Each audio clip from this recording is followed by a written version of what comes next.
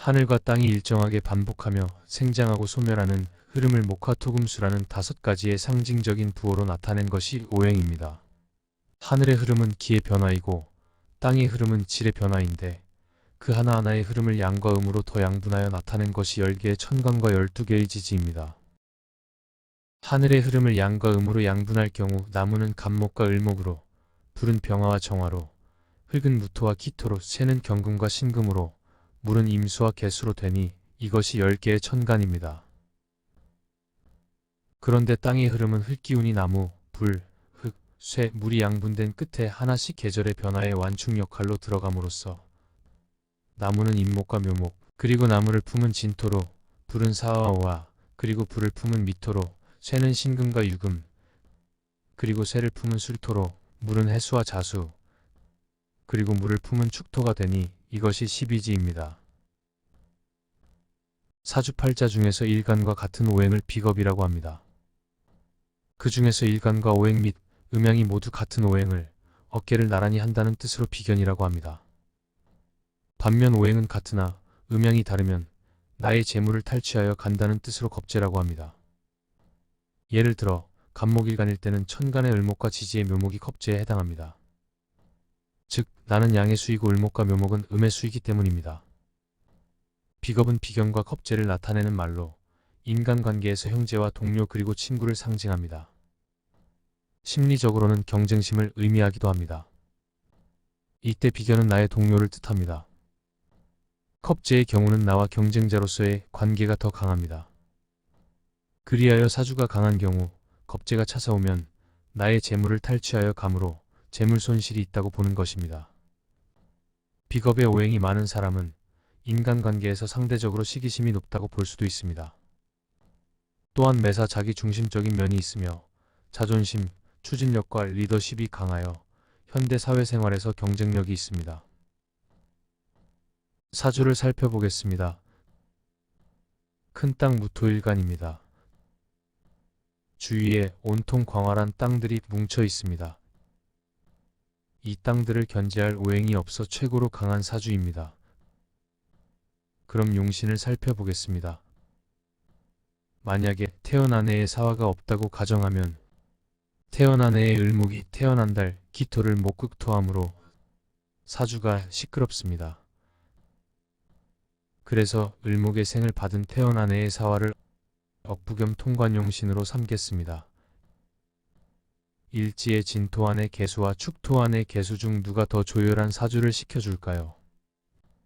축토는 바로 옆에서 큰 불기운 사화가 화생토하여 건조해졌습니다. 그러므로 진토안의 개수를 부족하지만 조후용신으로 삼겠습니다. 이 사주는 나무, 불, 그리고 흙으로만 구성되어진 삼상격 사주로 나무 기운이 약하여 바란스가 한쪽으로 기울어진 삼상격 사주입니다. 운에서 큰 나무가 오면 삼상격 사주의 균형이 맞아 발복하는 사주입니다. 사주학으로 풀이해보면 무토일간의 여자분에게는 배우자는 나무오행입니다. 이 사주에서 나무오행은 태어난 해의 을목과 태어난 날의 배우자궁 진토안에 을목이 있습니다. 이분의 배우자는 진토안에 암장되어 있는 을목으로 보아야 합니다. 일지에 있는 진토가 이분에게는 상부살입니다. 지아비를 잃는다는 과숙살이 되는 것입니다. 그리고 일주 무지는 백호살로 관여지동입니다. 과연 상부살이 관여지동과 어울려 작동을 할까요? 이럴 경우에는 일지 진토가 무슨 일을 하는지를 먼저 살펴보아야 합니다. 만약에 이 진토가 없으면 사주는 더욱더 조열하지 않을까요? 물을 품은 그늘기시지 오화의 불기운도 막아주어 어느 정도 사주의 뜨거움을 조금은 식혀주고 있습니다. 무토일간에게 힘도 실어주고요. 이렇게 일간에게 도움이 되는 경우에는 상부살이 작동하지 않는다고 봅니다. 그리고 작동 여부는 주변 환경을 먼저 살펴보아야 합니다.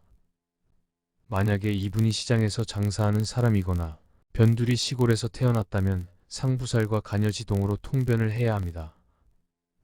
만약 이분이 대학 교수나 사업가라면 통변은 달라져야 합니다. 끝없는 광활한 땅으로 무한한 포용력을 가진 사람으로 보아야 합니다. 이런 사람들은 남자를 출세시키는 사람입니다. 부부 사이에 다툼도 없어요. 자기 인격으로 보여주려고 남자에게 잘해요. 사주는 기운을 느끼고 먼저 보아야 합니다. 그리고 운명학으로 판단을 해야 합니다. 삼상격인데 무토일간의 아주 큰 스케일 사주입니다. 관인상생으로 학문발이 있어요. 이분의 자존감은 어떠할까요? 자기 남편에 대한 자기 행동은 어떠할까요? 인격 자체가 자존감으로 충만감이 느껴지는 사주입니다. 장래가 기대되는 스케일이 무한한 역걸입니다.